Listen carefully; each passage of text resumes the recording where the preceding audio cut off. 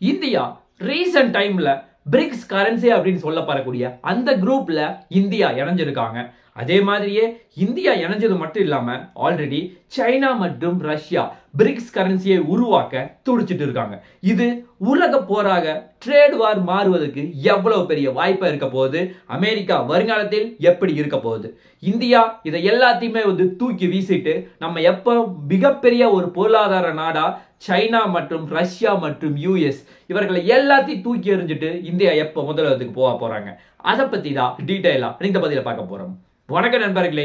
First recent டைம்ல ஒரு முக்கியமான டேட்டா கிடைச்சது. ஆக்சுவலா இந்தியா ஒரு மிகப்பெரிய பொருளாதார நாடா அமெரிக்கா மற்றும் சைனா ரெண்டு நாட்டையும் பீட் பண்ணிட்டு 2032ல நம்ம ஒரு மிகப்பெரிய பொருளாதார நாடா மாறுறதுக்கு வாய்ப்பு இருக்குதாக சொல்லியிருக்காங்க. ஆக்சுவலா இது ஒவ்வொரு 1.5 வருஷத்துக்கும் இந்தியா $1 ட்ரில்லியன் அதிகரிக்கும் அப்படின்னு சொல்லி சொல்றாங்க. அந்த கால்குலேஷன் படி 2032 போது கிட்டத்தட்ட $15 ட்ரில்லியன் மாறக்கு ஒரு மிகப்பெரிய வாய்ப்பு இருப்பதாக சொல்லப்படுகிறது. அதுக்கு காரணம் இந்தியாவினுடைய ஒர்க்கிங் ஸ்ட்ரக்சர். ஏன் அப்படின்னா இந்தியாவினுடைய ஒர்க்கிங் கல்ச்சர் 18ல இருந்து 35 வயசு வரைக்கும் கிட்டத்தட்ட 60ல இருந்து 70% பேர் இருக்காங்க. அதுலயும் எல்லாருமே ஒர்க் செய்யறவங்க கிட்டத்தட்ட 65ல இருந்து 70% மக்கள் இருக்காங்க. அதனால் மற்ற நாட்டை கம்பேர் பண்ணும்போது சைனா மற்றும் யூஎஸ்ல குறைவா தான் இருக்காங்க. அதுதான் ஒரு மிகப்பெரிய பாசிவா இருக்கு. அதனாலதான் இந்தியா ஒரு ஈஸியான ஸ்டெப்பை நோக்கி போயிட்டு இருக்காங்க. பட் என்னதான் இவ்வளவு பெரிய டேட்டா கொடுத்தாலும் இந்த சைடு இருக்க இன்னொரு சிக்கல் என்னன்னா, இந்தியா உலகத்துல இருக்க எந்த நாட்டுக்கு எக்ஸ்போர்ட் பண்ணாலும் டாலர் கரன்சியா தான் யூஸ் பண்றாங்க. அதனால டாலரின் மதிப்பு கடும் வீழ்ச்சியை சந்திச்சிருக்கு. ஆக்சுவலா கரெக்டான டேட்டா படி இன்னைக்கு ஒரு டாலர் கிட்டத்தட்ட 87.79 ரூபாய்க்கு மாறி இருக்கு. ஆக்சுவலா இந்தியா 1947ல ஜஸ்ட் ஒரு டாலர் $4 ரூபாய்க்கு தான் இருந்துச்சு. பட் இன்னைக்கு ஆல் டைம் ஹைய ஒரு மிகப்பெரிய அச்சீவ்மெண்டா அடைஞ்சிருக்கு. ஆனா இது ஒரு மிகப்பெரிய பிரச்சனையா இந்தியாவுக்கு பார்க்கப்படுது. ஏன் அப்படின்னா இந்தியா மிகப்பெரிய ஏழையா மாறிட்டு வருதும், அதே மாதிரி டாலருக்கு வேல்யூ அதிகமாயிட்டு வர்றதுதான் தெளிவா காட்டுது. அதனால இந்தியா அமெரிக்காவை எதிர்க்கிறதுக்கு ரொம்ப பயப்படுறாங்க. ஏன்னா அவர்கள் மிகப்பெரிய வரி ஏதாவது போட்டுருவாங்களோ அப்படின்னு சொல்லி ஒரு முக்கியமான அச்சத்தில் இருக்காங்க. ஆக்சுவலா இந்தியா மேல அவர்கள் வரி போட்டாங்கன்னா ஆல்ரெடி அந்த நாட்டில் தான் நம்ம நிறைய இம்போர்ட் பண்ணி வாங்கிட்டு இருக்கோம். அது இந்தியாவுக்கு ஒரு மிகப்பெரிய தலைவலியா மாறும் அப்படின்னு சொல்லி நினைக்கிறாங்க. அதே மாதிரியே 2022ல இந்தியாவும் அமெரிக்காவும் எக்ஸ்போர்ட்டும் இம்போர்ட் எவ்வளவு பண்ணிருக்காங்க, ஓவரால் ட்ரேட் பார்த்தா கிட்டத்தட்ட $190 பில்லியன் மேல பண்ணிருக்காங்க. அதே மாதிரியே எக்ஸ்போர்ட் கிட்டத்தட்ட $70 பில்லியன் மேல பண்ணிருக்காங்க. அதே மாதிரியே இம்போர்ட் இந்தியா கிட்டத்தட்ட $120 பில்லியன் அளவுக்கு இந்தியா பொருட்களை உள்ள வாங்கியிருக்காங்க. ஆக்சுவலா சப்போஸ் அவர்கள் டாக்ஸ் போட்டாங்க, 100% வரி விதிச்சாங்கன்னா இந்தியா தான் மிகப்பெரிய பாதிப்பை சந்திக்கும் அப்படிங்கிற ஒரு காரணத்தினாலதான் இந்தியா நம்ம பிரிக்ஸ் கரன்சி நமக்கு வேணாம், நாங்க டாலர்லயே ட்ரேட் பண்ண விரும்புறோம். ஆனா இன்னொரு சைடு ஒரு முக்கியமான பிரச்சனை என்னன்னா, இந்தியாவும் இந்தோனேஷியாவும் பிரிக்ஸ் கரன்சியில் நாங்கள் இணைய போறோம் அப்படின்னு சொல்லி ஒரு ஆபீஷியலான ஸ்டேட்மெண்ட் வர்றாங்க. ஆக்சுவலா இதை முக்கியமா ரெக்வெஸ்ட் வைக்கிறது இந்தோனேஷியா இந்தியா கிட்ட வைக்கிறாங்க. ஆக்சுவலா இவர்கள் ரெண்டு பேருமே அப்ரூவல் கொடுத்ததாக சொல்லப்படுகிறது.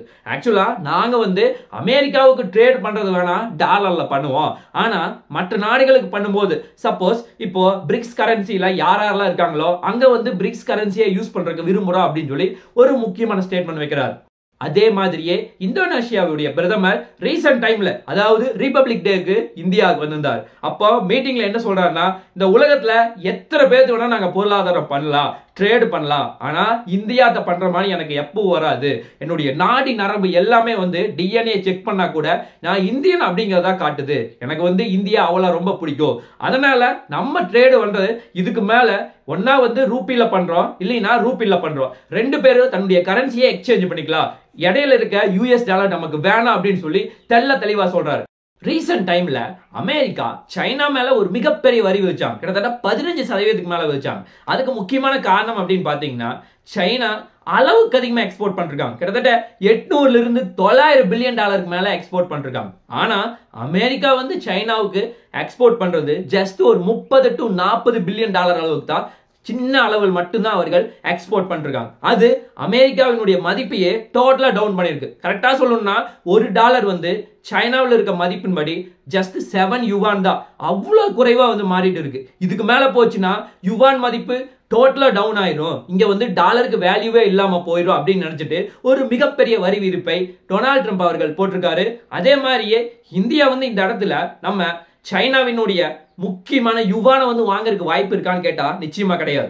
ஏன் அப்படின்னா இந்த ரஷ்யால அதிகமா வந்து இந்தியா கச்சா எண்ணெயை இறக்குமதி பண்ணி வாங்கிட்டு இருக்கோம். அதனால ஒருவேளை டாலருக்கு மாற்றா இந்த யுவானை வந்து வாங்குறதுக்கு வாய்ப்பு இருக்கான்னு கேட்டா நிச்சயமா கிடையாது.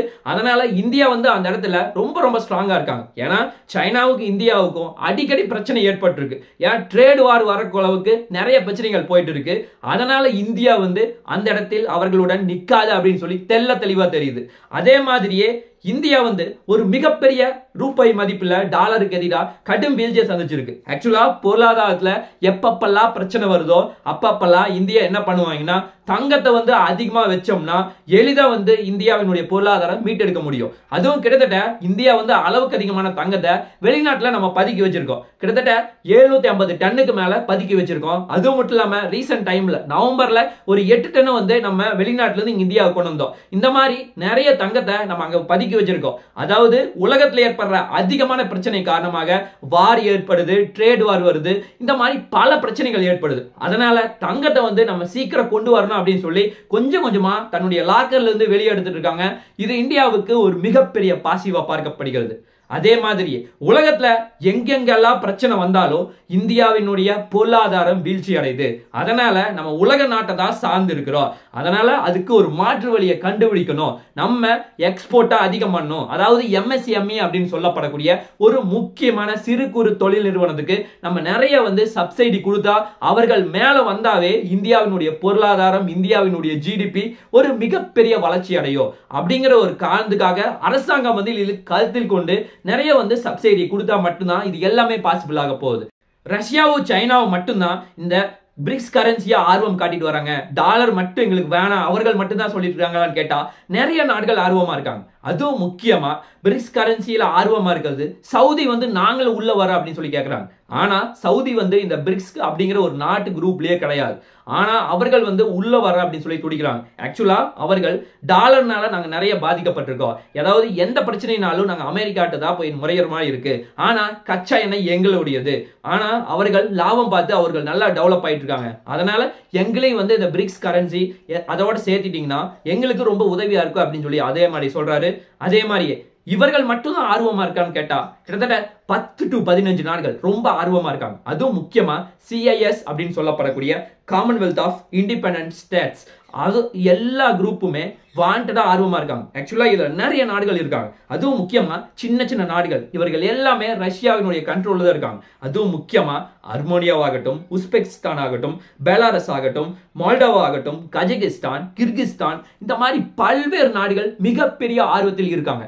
ஆக்சுவலா இவர்கள் எல்லாருமே பிரிக்ஸ் கரன்சியில நாங்களும் சேரணும், நாங்களும் வந்து எங்க நாட்டை டெவலப் பண்ணணும் அப்படின்னு சொல்லி அவர்கள் ஒரு மிகப்பெரிய ஆர்வமா இருப்பது தெள்ள தெளிவா இப்ப தெரியுது.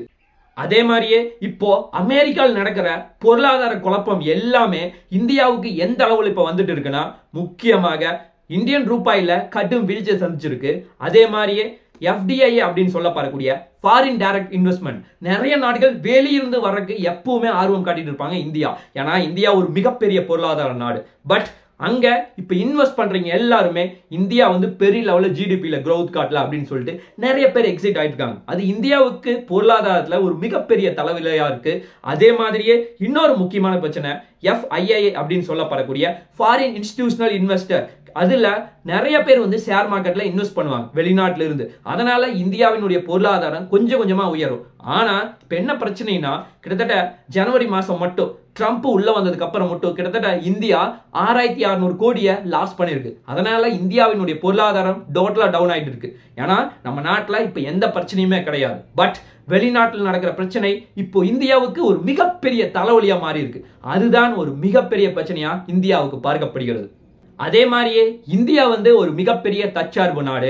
உலகத்துல வந்து அதிகமா இம்போர்ட் பண்ணாம இருந்தானா கண்டிப்பா நம்மளும் வந்து உலகத்தையே ஆட்டி படைக்கலாம்னு சொல்லி நம்ம நினைக்கிறோம். பட் ரியல் சிச்சுவேஷன் இப்ப என்னன்னா இந்தியா வந்து அதிகமா எக்ஸ்போர்ட் பண்ணாம இம்போர்ட் மட்டும்தான் அதிகமா பண்ணிட்டு இருக்கோம். அது மட்டும் இல்லாம நம்ம நாட்டுல அளவுக்கு அதிகமான கடன்கள் இருக்கு. அதே மாதிரியே நிறைய வெளிநாட்டு நிறுவனங்களால தான் இந்தியா வந்து ஓடிட்டு இருக்கு. ஆக்சுவலா இந்தியா வந்து ஓவராலா 2024ல இந்தியாவினுடைய இம்போர்ட் வந்து எவ்வளவு இருந்திருக்குன்னா சுமார் 619 பில்லியன் டாலர் அளவுக்கு இருந்திருக்கு. ஆக்சுவலா இந்தியாவினுடைய எக்ஸ்போர்ட் சுமார் 814 பில்லியன் டாலர் அளவுக்கு இருந்திருக்கு. ஆக்சுவலா இவ்வளவு பெரிய வேரியேஷன் இருக்கும் பொழுது இந்தியா வந்து எப்படி வந்து தற்சார்பு நாடா மாற முடியும்? அதே மாதிரியே மேக் இன் இந்தியா திட்டத்தின் மூலமா நல்ல ஒரு குவாலிட்டியான ப்ராடக்ட்டை வெளிநாட்டுக்கு அனுப்புனா கண்டிப்பா இந்தியா வந்து உலகத்துல ஒரு மிகப்பெரிய டிமாண்டான நாடா வந்து மாறும். ஆக்சுவலா சைனா இப்ப எப்படி பெட்டரா இருக்காங்கன்னா அவர்கள் சீப் ரேட்ல பெஸ்டான ப்ராடக்ட் கொடுக்கறங்காட்டி தான் இன்னைக்கு உலகம் முழுவதும் ரொம்ப ஃபேமஸா இருக்காங்க.